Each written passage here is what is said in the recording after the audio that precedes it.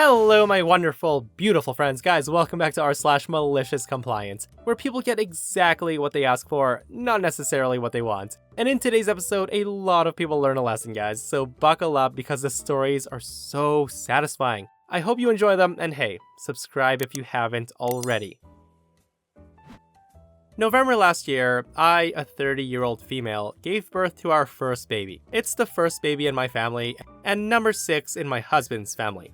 Now, it's important to say that all 6 kids are boys, and my mother-in-law is obsessed with us popping out a girl. Ever since we made the announcement, mother-in-law convinced herself that I was pregnant with a girl. I told her that once we knew the gender, she would be the first one to know. So the ultrasound comes along and we told her it was a boy, and she was still convinced it's a girl. She even went as far as telling the whole side of the family that it was a girl. I corrected, but she told them I was just annoyed because I wanted a boy first. Now, I wanted a healthy baby. I don't give a damn about the sex. She also told them that we're naming the girl after her mom, which we would never do because hubby hates his grandma. When the baby shower gifts started to come, I noticed a lot of things that wasn't in the registry. Embroidered things with grandma's name all over. And it didn't matter when we told them the gender and the name, and make it clear that we're not lying about the gender. Everybody believed her, that it was a girl. Well, the baby was born. And imagine the surprise when it was a boy,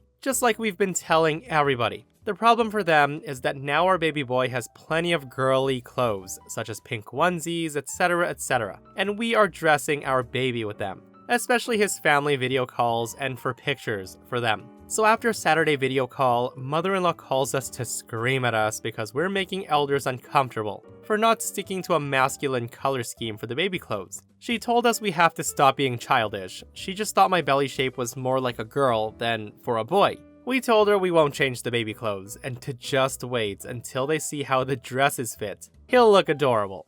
Guys, the mother-in-law sounds absolutely cuckoo. Like, if parents tell you that it's a boy, you should believe it's a boy, not be in some Looney Tune world where you say otherwise. It's just so ridiculous. Guys, I had a coworker whose mother-in-law was obsessed with psychics. Like, absolutely obsessed. To the point where, when her daughter was pregnant, every week, the mom would schedule regular psychic meetings and force the daughter to attend. Now guys, I'm not just telling a random story. I'm telling you guys this story because for the whole pregnancy, the psychic kept telling my coworker that him and his wife were gonna have a girl. It's gonna be a girl, it's gonna be a girl, it's gonna be a girl. And mother-in-law did the same thing OP's mother-in-law did. Started telling everybody that doctors didn't know anything and that her daughter was gonna have a girl.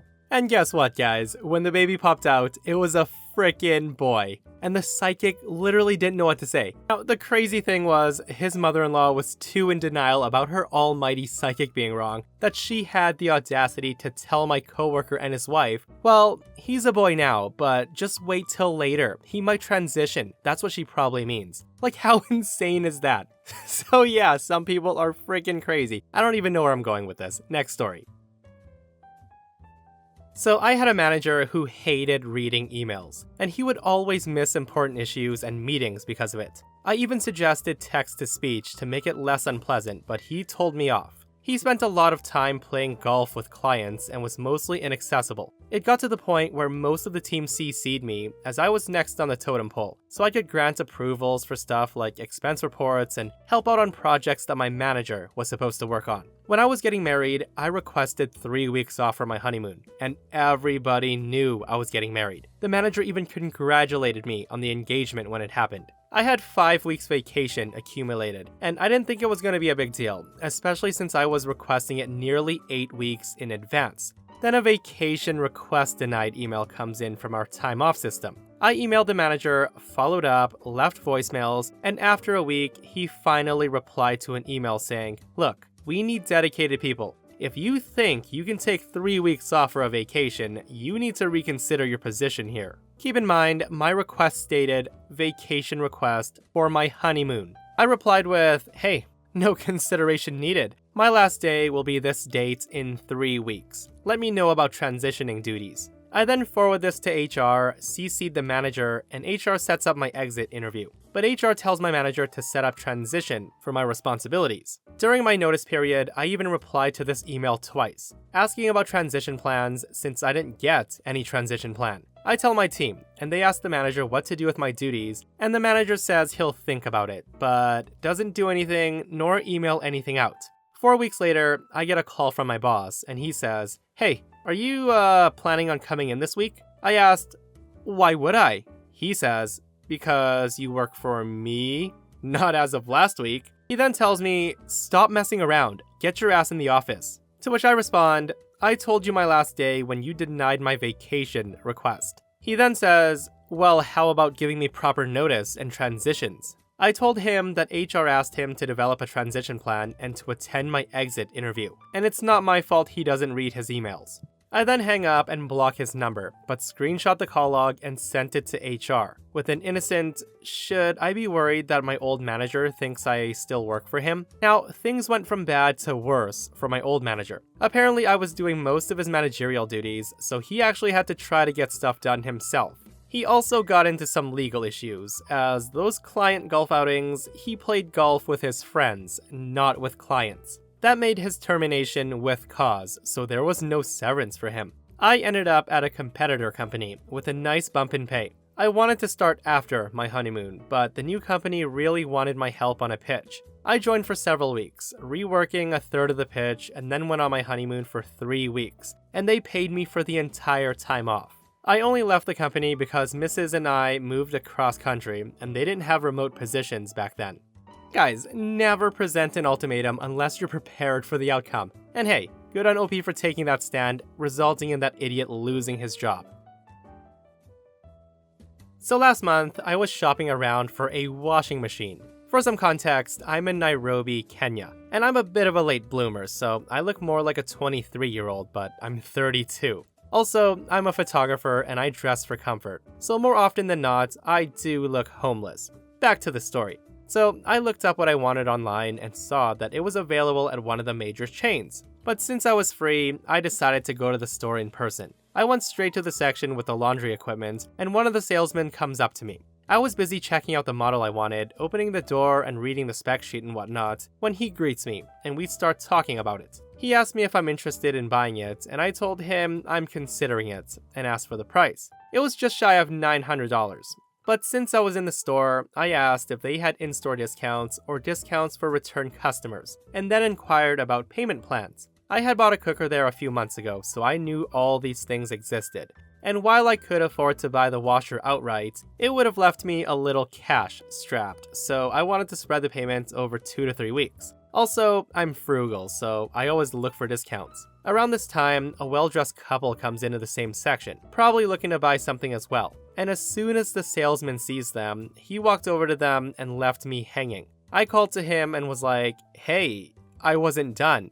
And he said, "I'm serving a client now, I'll come back to you in a bit. In the meantime, take a look around for something you can afford." Now, hearing that, I was furious, the tone he used with me. So I walked away and went to customer service and started making my inquiry all over again. The attendant offered to call a sales agent for me, which was the same guy. Apparently he's the go-to guy for washing machines, but I declined. I told her I knew what I wanted, I just needed someone to help me with the paperwork and the payment, and I'll be on my way. She did just that. I paid the full amount out of spite, and as we were finishing up, the salesman comes up to her, claiming that I was his client, which I denied. And the attendant listed herself as the sales agent. It turns out they earn a 10% commission from each sale, and the guy just missed out on a decent bonus. Salesmen earn around $300 plus commissions monthly. As I left, I turned to him and said, "Huh, turns out I could afford it," with the biggest grin I could muster. But the best part is, the couple he ditched me for left without buying anything. Honestly guys, a lot of rich people do not look rich. I mean, there's a lot of flashy people, don't get me wrong, but the majority are just in t-shirts and jeans like everybody else. And that salesman really needs to learn not to judge a book by its cover. Like, anybody can dress well. Just like how anybody can make minimum payments on an expensive suit, guys. Like $10 a month minimum payment and stretch that over 10 years, anybody can get a nice designer suit. So I worked for this small company for 6 weeks at the end of 2020. It was landscape architecture. My boss sacked me with no real explanation when I was off sick with COVID. I have undiagnosed ADHD, so I wasn't massively surprised as it affects my performance. but I was surprised by the timing and the fact that it was via email. I then asked for more clarity. Now, I was never rude to him. I just told him that I wished he'd call me so I could get some feedback. He got really mad and proceeded to write a long list of over-exaggerated and some false shortcomings, such as being too slow, distracted, talking too much, stuff he never even mentioned at the time. He then said, "If you want to take legal action against me, let me know." I didn't. I just left it and moved on. So fast forward to today. My boss calls my cell phone from a private number asking how I was. I was taken aback, since we've had no communication since. He then said to me, "So someone's put a report in that I'm using unlicensed software. Was it you? Because I knew we left on bad terms. It better not have been you." I then said to him, "I have no idea what you're talking about."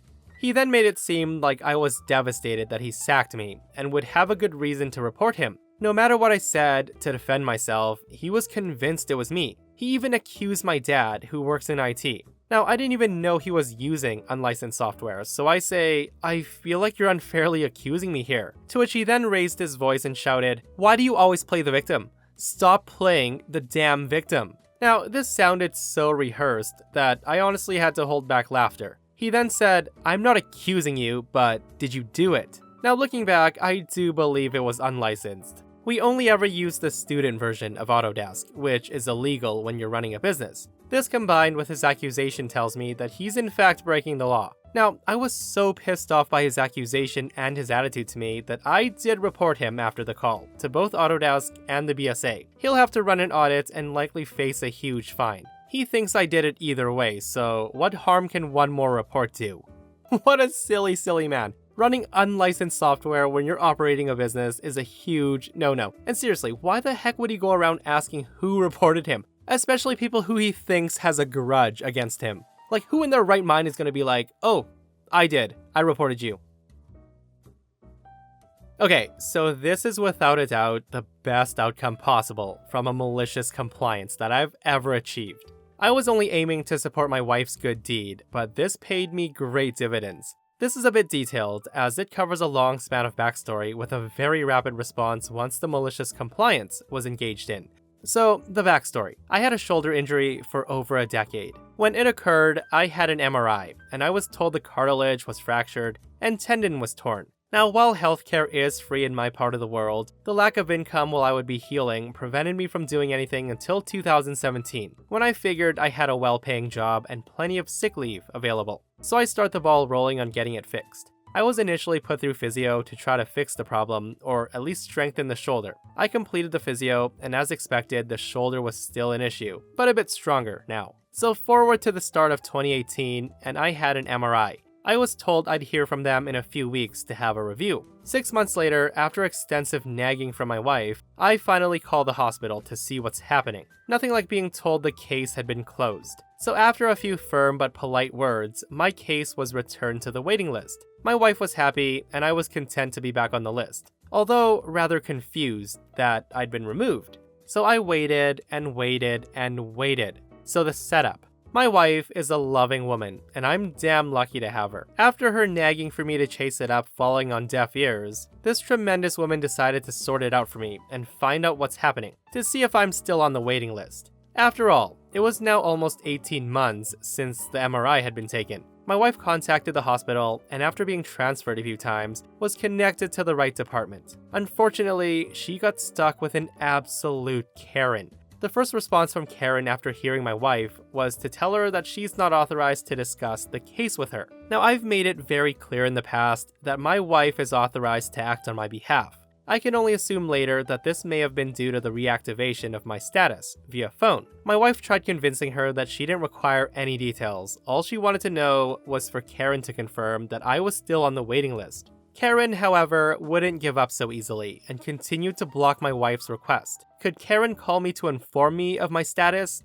No, blocked. Could Karen email me? No, blocked. As you can imagine, my wife was getting a little frustrated by now. Finally, Karen did something useful. Since she wasn't going to contact me, I could contact her. My wife reminded her that calling during office hours wasn't possible, and Karen countered, stating that it's okay, he can email us. My wife says, "Thanks, Karen, so what's the email address? There isn't any on the paperwork." Karen says, That's okay, it's on the website. Wife then says to her, well, I have a paper and pen, could you please tell me the email address? Karen then repeats, it's on the website. You will find it there. Well, whereabouts on the website? You'll find it on the website. My wife then says to her, I understand you're telling me it's on the website. Like, what I'm asking is where on the website is it and what should I be looking for? All Karen says is, I told you, it's on the website. Now at this point, my wife was frustrated and tired from trying to jump around Karen's hoops. She thanked Karen for her time and finished the call. Frustrated, my wife contacted the local member parliament for advice on how to resolve the situation. She regaled me with the pointless call to the hospital, and then her better call with the local MP, member of parliament. I felt anger and annoyance. My wife had tried doing something lovely and had copped poor treatment from the hospital. My wife told me when I got home, I was going to write an email to the Minister of Health, as that was the MP's recommendation. After a moment's thought, I told my wife no. So here's the malicious compliance. I arrived home and told my wife that I was thankful for her time and effort, but it was alright. I would take care of the situation and I'm sorry she had such a hard time that day. I then opened my laptop and downloaded a program. Now, the program is designed for marketing. It'll scour through a website and pull any contact details, such as email address, name, title, contact numbers, etc., etc. And it would compile them for people to then add to a cold call list of a company. I typed up an email detailing my case, history, being dropped off and returned to the waiting list, and my concerns about the validity of an 18-month-old MRI, and the advice from Karen. I identified her department and name-dropped her a few times in the email. Returning to my email spider program, I found a healthy 768 email addresses. After some thoughtful reflection, I moved any email address that didn't belong to the hospital, leaving me with a still rather healthy 300 email addresses. I then copy and paste into the to field. Then, to continue up my game, I CC'd in the Department for the Minister of Health, the Minister of Health, the Shadow Department for the Minister of Health, and the Shadow Minister of Health, and then the local MP. I returned to my email and thanked the MP for their assistance, emphasizing how thankful I am as we're in the middle of an election. I reread the email one more time to make sure I captured everything I wanted. And then I thought, it needs just one more item to highlight the importance of the email. So I typed out, I would like to thank Karen from Support Liaison for the limited support she was able to offer my wife, despite her not being apparently authorized. I would also like to thank Karen for her clearly perfunctory instructions that the email address I needed to contact was on the hospital website. Albeit with no additional information as to the location of the email address, I had to do some searching. Having followed Karen's instructions, I had found this email on the hospital website. Admittedly, it's only one of the 319 hospital email addresses I found. I've presumed one of the remaining 768 email addresses does not belong to the hospital, and it's not the one I'm after. If for some reason Karen's instructions have resulted in this inadvertently being sent to the wrong email address, please forward this to the correct department or Karen from Support Liaison. I'm sure with her cursory instructions, she'll be able to direct this appropriately. With that little extra, I smiled and hit send. As an amusing aside, I found over 3,000 email addresses when I included the subdomains. I should also point out that the hospital is a large group of hospitals covering a large region. So the outcome. On week 1, the following day, I returned to work. In my lunch break, I did my usual catch-up on emails, except I noticed that I had a few calls too. 9:11 was a missed call, 9:18 was a missed call, 9:25 email 1 was sent. It said, Dear OP, thanks for your feedback. I just wanted to update you and let you know that I've spoken to your spouse and given her the following information at this point. I have logged your complaint and sent it to the head of unit for ortho and referral management for investigation and response. I can also confirm that you were on the orthopedic waitlist and have been since 27/4/18. I've also put a comment in our database under her details as emergency contact that states, all information about appointments can be given to Mrs. OP, as per direct permission from Mr. OP. I will follow up and escalate the complaint about lack of support given to your spouse by the patient relations coordinator she spoke to. I will keep your spouse and you updated on the outcome of the orthopedics appointment as soon as I'm advised. I have a couple of questions I just need to ask in relation to your concerns raised. Do you wish to have any response or outcome from the hospital about this complaint relayed to the office of the local MP? And may I please have your permission to put your email address on the database? Please feel free to contact me if you wish to discuss anything further. Regards, not Karen. At 11:23, I missed a call. An appointment has been booked. At 1:16, I receive email number 2, appointment details. On week 2, I attended my orthopedic appointment. The expected 2 to 3 hour waiting room experience was a brief 30 minutes to see the surgeon. As expected, surgery was the outcome. I make my way to the desk to provide my details to be put on the surgical waitlist. The nurse behind the counter makes a quip about it being a priority, and I'm thinking, that's strange. I'm not in any urgent need for this. I've lived with it for the last decade. I get told I should have some details sent out to me in the next week or so, detailing my priority. So on week 3, I receive a call about availability. Can I attend the same day if they have a late cancellation? On the Friday, I receive some paperwork detailing that I'm priority number 2, and should expect the surgery to occur sometime in the next 9 months. On week 4, Monday morning at 9:20, there were missed calls. At 9:30, there was a message from my wife saying, "Call me." I call her during my lunch break, and she answers the phone, and I ask her, "So when's my surgery?" The next week on Thursday morning, I get stabbed, jabbed, and arthroscoped, kept in for observation, and then released today on Friday, only to come home to submit my first Reddit post. My wife then received a call checking up on things and to inform her that Karen has undertaken a review of procedure, and if my wife would like a formal apology from Karen. Now, while my wife was frustrated by her actions, an apology wasn't needed. Knowing she had been updated on how to handle things so others wouldn't face a similar situation, that was enough for both of us. Not to mention my exceedingly short turnaround for surgery. That was an absolutely brilliant malicious compliance by OP. Putting her on the spot like that was amazing. I would have loved to have been a fly on the wall when Karen got her training. I bet she had a lovely time. And that, my friends, brings us to another end of r/malicious compliance. Guys, if you enjoyed the stories today, do hit that thumbs up. And if you missed yesterday's episode on the channel, it's an r/entitled people, your favorite, where Karen attacks an 11-year-old for sitting in her seat at the movie theater. It's such a ridiculous story, so go check it out if you haven't. And myself and Stevie Boy will see you guys in the next one. We love you.